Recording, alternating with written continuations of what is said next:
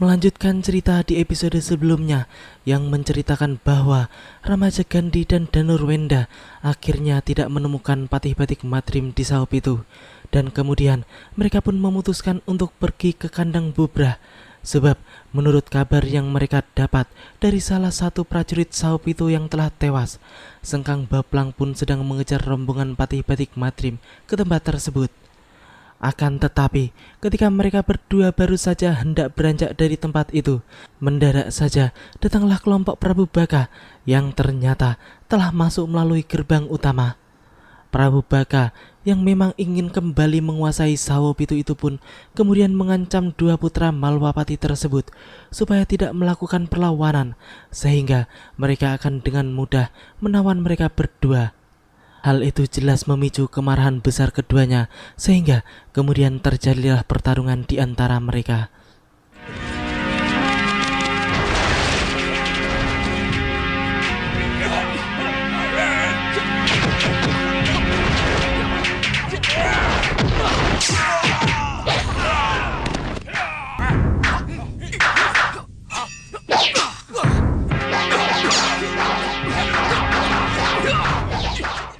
Para manusia serigala yang diperintah Prabu Baka untuk mengikat mereka berdua pun justru terikat oleh tali-tali mereka sendiri. Sebab dua putra Malwapati itu jelas-jelas bukanlah tandingan mereka. Dan dalam waktu singkat, para manusia serigala itu pun tumbang seluruhnya. Melihat semua itu, kemudian datanglah Ki Sarduloyuda dan Ki Payung Saroga yang langsung menyerang mereka berdua. Dan kali ini Ramaja Gandhi dan Danurwenda pun dibuat kerepotan oleh serangan cepat kedua lelaki tua tersebut. Hingga akhirnya mereka pun harus terlempar beberapa tombak ke belakang akibat tendangan keras orang-orang tua itu. Setelah kembali bangkit dan berdiri tegak, Danurwenda pun diserang oleh ketiga putri Prabu Baka. Dan mereka pun mengadu kekuatan dan kesaktian masing-masing.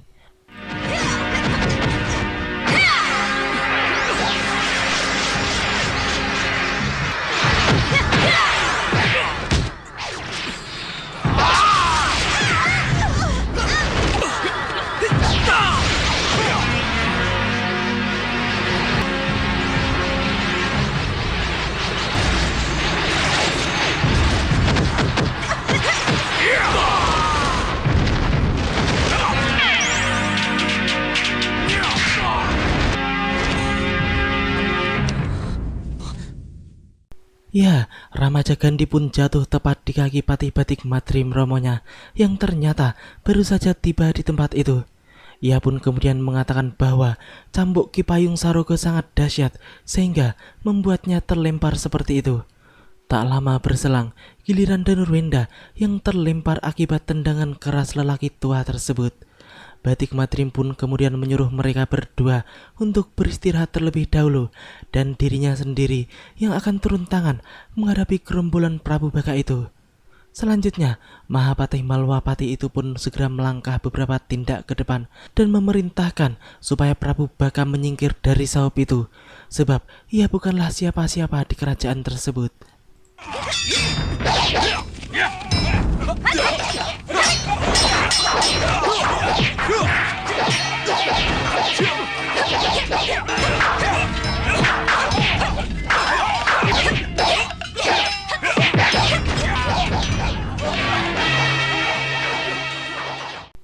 Ya, pertempuran besar pun akhirnya terjadi di antara mereka.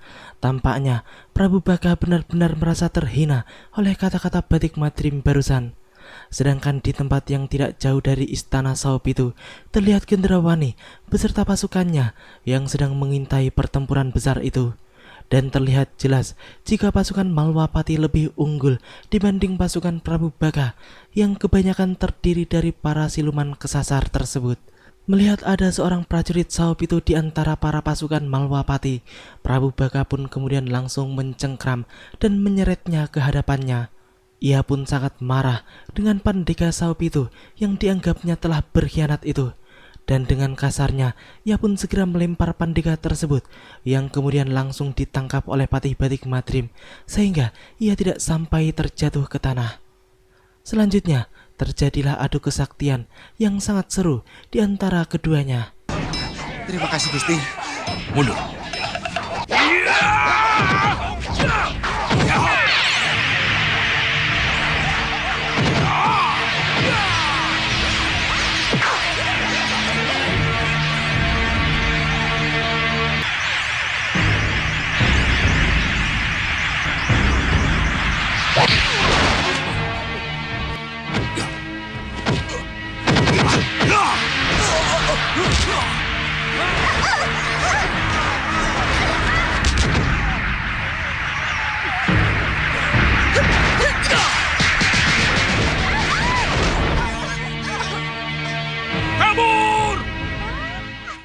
Ya, lagi-lagi Prabu Baka pun hanya bisa kabur, kabur dan kabur lagi. Sebab ia pun sadar bahwa tidak mungkin mereka bisa mengalahkan Mahapati Malwapati yang sakti mandraguna itu. Sedangkan Gendrawani pun menjadi sangat senang melihat gerombolan Prabu Baka yang telah kabur. Sebab dengan demikian ia merasa bahwa hal itu akan mempermudah mereka untuk menyerang kelompok Pati Batik Matrim yang sedang kelelahan itu. Apalagi di saat itu, ternyata Batik Matrim pun memutuskan untuk kembali ke Malwapati dan ia pun menyerahkan keamanan Saup itu kepada Temenggung Prabaskara dan Temenggung Katiwanda. Dua temenggung itu bertugas untuk menjaga Saup itu sampai kerajaan itu diserahkan kepada yang berhak mendudukinya.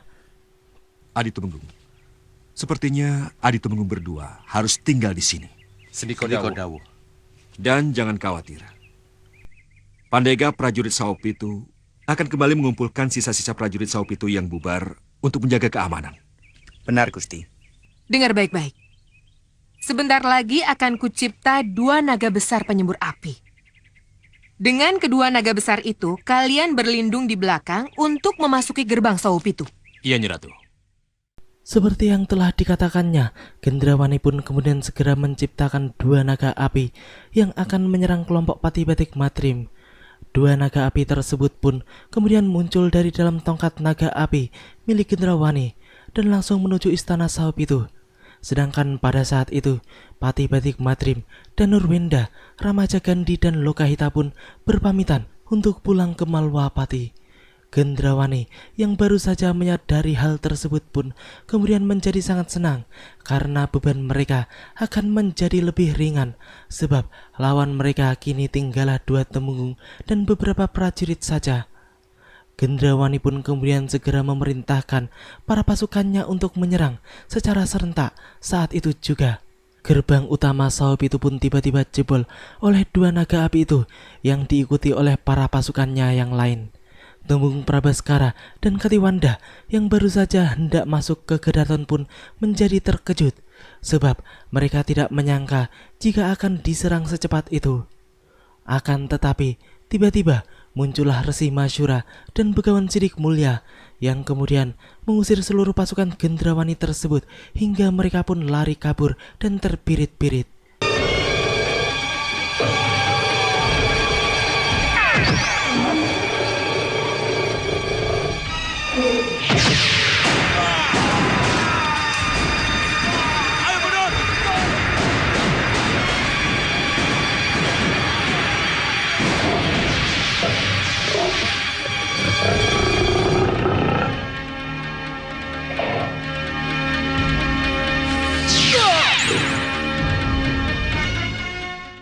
Pada saat itu, Gendrawani pun sedang berada di udara dengan menumpangi sekumpulan awan seperti Dragon Ball. Ia pun melihat semua yang dilakukan oleh Resi Masyura dan Begawan Sidik Mulya di bawah sana. Dan kini mereka pun saling bertatap muka dengan sama-sama menumpangi sekumpulan awan. Ratu Menanggas itu pun menjadi marah melihat pasukannya menjadi berantakan. Ia pun tak habis pikir mengapa sang Maharsi selalu mencampuri urusannya itu. Selanjutnya, Gendrawani pun segera mengeluarkan naga api kembali dengan tongkat yang berada di tangannya. Namun, Resi Masyura pun hanya tersenyum melihat semua itu, sebab ia pun bisa dengan mudah menghancurkan naga itu dengan naga ciptaannya sendiri.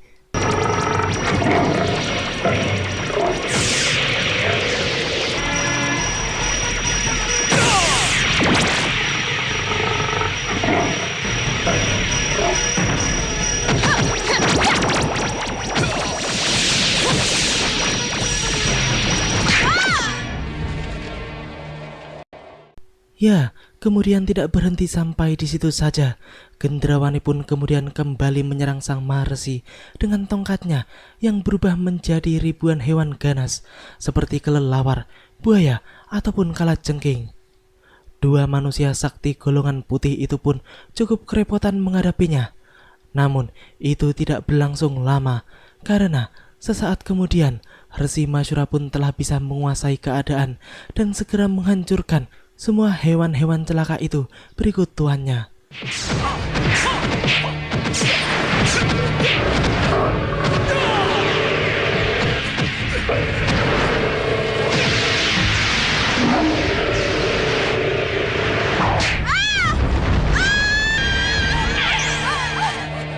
Sudah Gendrawani, kita pulang.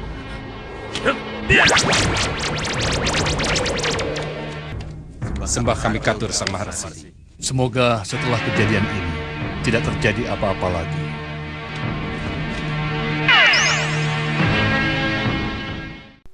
Kini kita menuju Malwapati, di mana Prabu Angling Dharma pun menyatakan bahwa urusan Suro Barong dan dampak buruknya telah selesai dan tamat. Hal itu ia putuskan setelah menerima laporan dari Ramaja Gandhi dan Danurwenda tentang keadaan Saopitu. Selanjutnya, Sang Prabu pun membahas tentang kerajaan Saopitu sendiri yang kini sedang kosong dan tidak lagi dikuasai oleh Sengkang Baplang maupun Prabu Baka. Sang Prabu pun memutuskan untuk memperkuat penjagaan di sana dengan mengirim pasukan yang cukup. Bini Sepuh Rikmaseta pun kemudian mengemukakan pendapatnya bahwa seharusnya mereka segera menyerahkan Saopitu kepada pewarisnya yang sah. Dan mungkin Pandega Saopitu yang masih setia kepada Prabu Jayadipa mengetahui tentang pewaris tahta yang seharusnya menduduki kerajaan itu saat ini. Tapi mungkin selain dari Pangeran Indrasyara dan Pangeran Indrabrata yang sudah tiada, pasti masih ada pewaris syah lain yang bisa dipercaya menduduki tahta Saopitu. Bukan begitu? Saya yakin Pandega prajurit yang masih setia pada Saopitu mungkin bisa memberikan keterangan kepada kita. Iya kan, Nanda Prabu? Iya, iya. Saya setuju dengan pendapat Bini Sepuh. Iya, Dinda Prabu. Ya, Dinda setuju.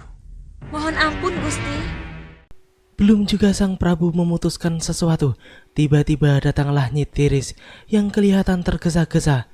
Dayang setia Malwapati itu pun kemudian mengatakan kepada Sang Prabu bahwa Dewi Sekarwangi sedang menangis di kamarnya. Dan hal itu disebabkan oleh Angling Kusuma yang telah kabur dari Malwapati. Mendengar laporan itu, Angling Dharma pun segera menyegip pertemuan setinggil itu. Dan ia pun segera menuju kamar Dewi Sekarwangi permaisurinya. Maafkan saya, Raden. Maafkan saya. Maafkan saya kalau apa yang terjadi di Pagu Belah, Raden rahasiakan di sini. Diam! Jangan pernah menyebut Pagu Belah di sini. Cukup dengan berbisik. Ayo katakan.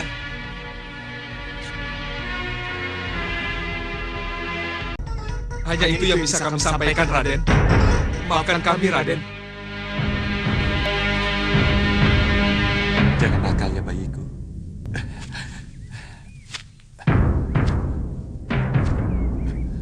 Habis itu Angling Kusuma langsung pergi, Kanda.